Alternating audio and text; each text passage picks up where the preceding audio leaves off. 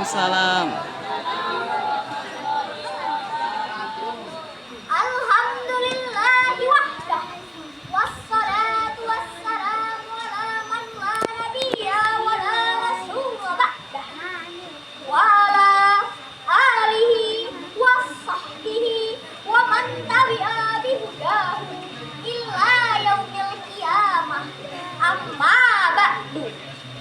Yang saya hormati Dewan Juri yang arif lagi bijaksana, yang saya banggakan para peserta Pildacil yang berbahagia, dan kepada seluruh hadirin dan hadirat yang dimuliakan Allah Subhanahu wa Ta'ala. Hadirin wal hadirat rahimakumullah. Pada kesempatan kali ini saya akan menyampaikan tausiah tentang dari santri untuk negeri. Santri berperan besar terhadap kemajuan negeri. Peran ini sudah digaungkan oleh para ulama kita di masa lalu.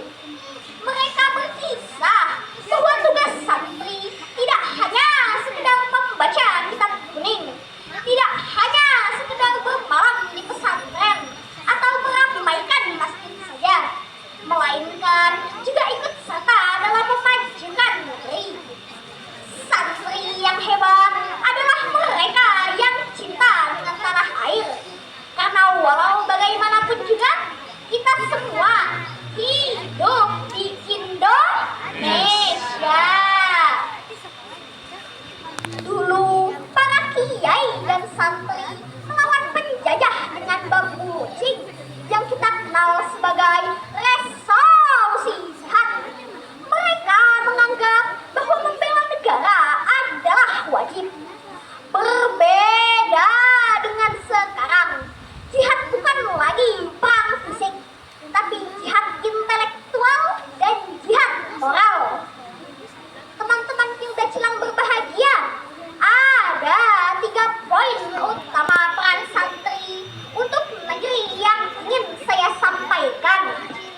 Yang pertama, santri sebagai penjaga keutuhan NKRI. Santri dididik untuk cinta pada tanah air. Kita hafal semboyan keramat, hubbul watan minal iman. Cinta tanah air adalah sebagian dari iman. Sebagaimana Allah Subhanahu wa Ta'ala telah berfirman dalam Quran surah Al-Baqarah ayat 190 yang berbunyi, A'udzu billahi minasy syaithanir rajim. Bismillahirrahmanirrahim.